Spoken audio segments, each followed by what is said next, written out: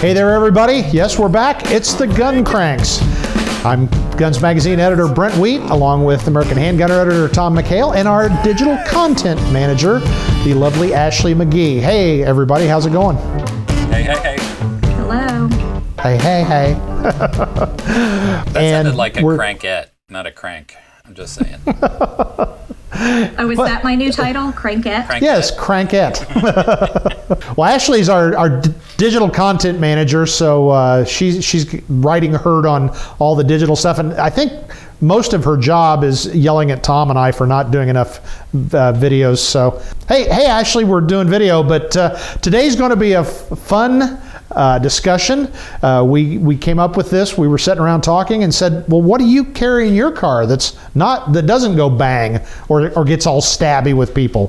So that turned into a rather interesting discussion. So we're going to kind of have a round table, a round robin, and see what everybody's thoughts on this idea. We're not talking tactical per se. We're talking, what do you keep in your car to smooth over the rough edges of life? So I've talked plenty. Let's start with our guest, Ashley. Ashley, the floor is yours.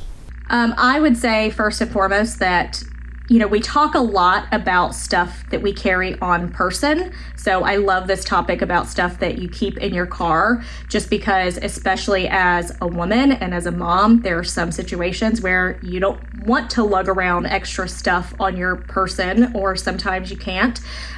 So I always keep, a lot of different things in my car. And then it always makes me uneasy when I'm riding with someone else or we take a different vehicle somewhere else, especially if we're going on a road trip. And we're taking like my husband's truck, which I know he has similar items in his truck, but it's still, I'm like, I need my car because it has all my things and they're, I know where they are. And one of the things that we talked about before this was a first aid kit. First and foremost, always have one of those. I keep a small one in my glove box that's just got Band-Aids and all of that. And then I keep one that's got a few more things in the very back of my car, like the trunk space. And let's see, I've got a mag light, which I brought for show and tell. This was something that from the day I got my driver's license in my very first car, put a mag light right there next to my driver's seat. One, so I had a flashlight, and two, if I ever got in a situation where I needed to defend myself, didn't have access to a gun or a knife, this could have another purpose. It was something my dad, I remember as a kid, always, my dad always having one. He had a mag light under the bench seat of his pickup truck that was probably the size of a baseball bat. So that was just always something that stuck with me. Yeah, it's interesting that the first thing you said was the first aid kit, because I do the same thing. I have one of those quick trauma kits. Basically, it's a sealed industrial Ziploc type thing, with all the basics in it, with gloves and quick clot and bandages and an Israeli bandage and, I don't know, 6 or 8 or 10 different things in there. But I also carry a tourniquet back there. I figured that's not weird to me. I put forth that the odds of any one of us being the first responder at an accident are way over 50%, maybe even 100% at some point, right? And it may be a car accident, maybe something else, but stuff happens in life. These emergency kits and stuff like that aren't just for gunshot situations. So yeah, that's kind of my main go-to. I have that in both my cars, easy to get to. But I've got something that you didn't yet mention. A cappuccino machine. Well, yeah, that obviously, but in addition to that, kind of a semi-recent addition in the past year or so, I was talking to a knife maker and I got my hands on basically a folding multi-purpose knife tool with the glass breaker on it. I said, you know what? This is just not a bad idea. Same principle. This isn't a tactical thing. This is a car accident thing. You get stuck in a car, doors notoriously get stuck, or someone else's that you might be assisting. Glass breaker. Got that nifty little titanium tip on it that supposedly shatters side windows. We'll see. I actually have one of those too, and mine has that built-in like seatbelt cutter also, and I think it might even have a light that works underwater, allegedly. I think it probably costs like $5 on Amazon, so who the hell knows if it actually works or not, but it's there. Well, I've got, I've got 2 of them in my car, because think about this. If you have to break a window, say you go in the water, things get all upside down and jumbled. So it's always good to have 2 of those.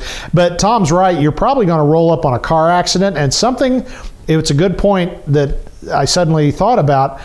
Most folks who have never done it don't realize car windows are actually hard to break.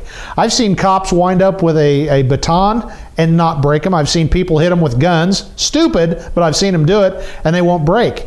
But the funny thing is, I've seen kids demonstrate, you take a piece of broken ceramic from the spark plug, throw it hard at the window, the whole thing shatters. So it's a matter of how hard things are. So I'm the same, Ashley. I've got a couple of those little clicky things that one's on my key ring, so hopefully it'll always be in the ignition, and I got one down at the door so that if I have to get out, I can punch out of the car if I'm underwater. But mainly I figure it'll probably be, you get a car rolled over, the doors are all screwed up, and you got to punch a window and drag somebody out. That's a lot better way than sitting there beating with your Kimber 1911, and it's still not going to break anyway. It's true. Yeah, that's the kind of thing you definitely want within reach of the driver's seat, right? In a very secure spot. Okay, I'll talk about mine. My wife recently, we're going on vacation, and she goes, "What is that big container in the back of your car?" And I'm like, "What do you think it is? It's my stuff." So I carry Tom, because I do the same. Go ahead. I'm glad to hear I'm not as weird as I thought I might be. Continue. I'll just run through some of the stuff. I've got a first aid kit in the cab, and that again is more of a trauma thing. Some 4x4s, tourniquet, stuff that you immediately need to grab and go, whether for you, a friend, or an accident victim. In the bed in my container, I've got the big kit. I could probably do liver transplant surgery, I think. I got enough stuff in there. But there's that, some cones, some collapsible cones. I actually use those quite a bit. I carry some road flares in a bag.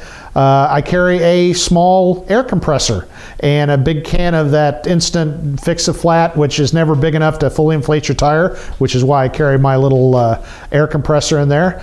This is one that nobody talks about. You gotta have a 4-way lug wrench. If you've ever tried to change a tire using the little thing they give you, it varies, of course, from manufacturer, but go buy you a $15 4-way lug wrench and keep it in your car, and that'll solve your lug wrench problems, because standing beside the highway, the expressway, as traffic is going by you at 90 miles an hour, busting your knuckles trying to use the little L-shaped wrench, get your lug nuts on that were torqued to 4,000 pounds. No. Get you a 4-way and leave it in your vehicle. And speaking of, I know a lot of our audience is a little bit older, and as one of the younger members of our team here, I just want to say, please, please, please teach your kids how to change a tire, because I cannot tell you how many friends I have encountered in high school, when we all first got our driver's license, in college, whatever, even as an adult now, how many friends of mine cannot change a tire. I have an app for that, so I'm good. Before I was allowed to get my driver's license, one of the things that my dad made sure was that I could change a tire. I could check my own oil, change it if needed, check all the fluids, and knew what spark plugs and fuses and where all of those were in case I needed to swap out one of those. And I had to do all of that before I was allowed to get my driver's license. So I think that kind of goes with the conversation of being prepared a little bit. I'm kind of liking your dad. That's pretty great. That's awesome. Exactly. Yeah. Well, I've not ridiculed young men standing on the side of the road while their girlfriend changes the tire, but I've seen people do it. It's actually happened. I have done that. There was a guy that I dated in college, and my first sign should have been that he had a Saturn. No offense to any Saturn drivers that are listening to this. Well, there goes our new sponsor, folks. Yep, that are, sorry if that offends anyone, but at the time I was driving a little small Dodge Dakota truck, and here I am going on a date with this guy that's putting along in his Saturn. And he gets a flat tire, and he's like, "I don't have AAA, do you?" And I was like, I don't I don't need AAA. I can change the tire. And he was like, what? You can? I'm like, yes, I can. You're my hero. Yeah. Did you carry him back to the trunk to open up the kit and everything? I tried to show him how to, but yeah, Wow. that should have been my sign right there. There was also a time that my serpentine belt broke while I was in college, and I thankfully knew how to follow the handy dandy diagram that was on there and was able to change that sucker out. So, Wow. Dang. I thought you were going to say you made one out of rocks and sticks on the side of the road, a new serpentine belt. Yeah, I had a hatchet in my car kit, so I made one. I was going to say she, killed a squirrel, skinned it, made a serpentine belt. It's funny though. I mean, this is one of those topics I don't even feel weird about because, like Brent, I carry a little backpack, one of those single shoulder, one side backpacks with all the similar gear that you described, and some space blankets and water straw thing. I mean, you hear these stories every year. There's a few of them where you get these dumb traffic jams on an interstate somewhere between exits, and people literally sit there for 12 hours, or longer. I mean, what was the one? Yeah. There were some in snowstorms recently that were. there was one Virginia or something. It's like a couple people were in their car for a couple of days or. Virginia. Yeah. I think it was on I-95 maybe in Virginia, and they were there for quite a while. I remember hearing the story about the bread truck being stuck with him, and he gave out all the bread in the truck because people had nothing. Wow. Nice. A few years ago, it was like a snow or ice storm, and the same thing happened in Atlanta, and no one knew what to do. So yeah, but you mentioned the space blanket thing. I typically always have a regular little fleece blanket in my car because of my kids. I think there's generally always a case of water in the back of my car too. And it came in handy for that old boyfriend. He had a blanket while you were changing the tire. Exactly. He was nice and cozy. Yeah. See? Wow. Multi-purpose tool there. You raised a good point. Again, I'm thinking I only scratched the surface of all the stuff I've got in there. I carry pee bags. You can buy them commercially, either for hunters or truck drivers or whatever.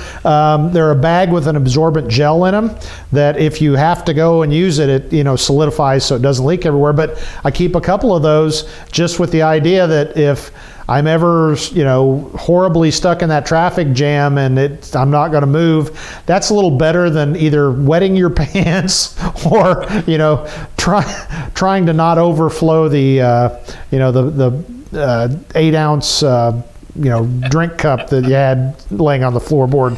See, I could have sworn I saw you trying to use one of those during the show. Is that? I just wear an adult diaper at the show. As a girl, I do keep a stash of napkins in my glove box in case you never know where you're going to have to go. So those are always there.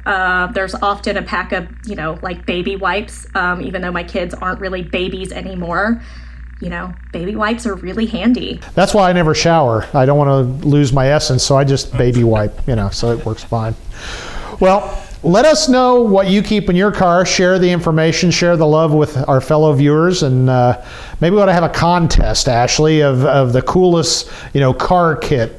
People can send us pictures of what they carry. Editor at gunsmagazine.com or editor at americanhandgunner.com. Or Ashley, since we're talking to you, talk a little bit about our social media here at Guns and American Handgunner and AmericanCop.com, and also how folks can reach out and talk to you.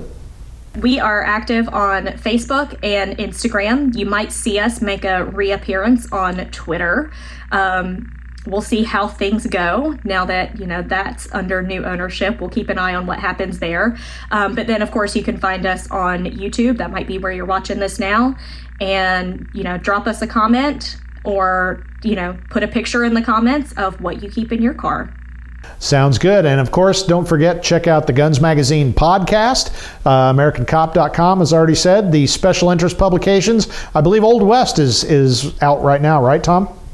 Yep, you can pick that up on any of our websites or Amazon.com. And I would also encourage people to check out this show as a podcast, now available, the Gun Cranks Podcast. You can find it on any of the audio networks, Apple, Amazon, all of them. If you're unsure how to do that, just go to AmericanHandgunner.com and you'll find them there. Or ask any 12-year-old, since they know how to do stuff on the internet, and maybe we don't.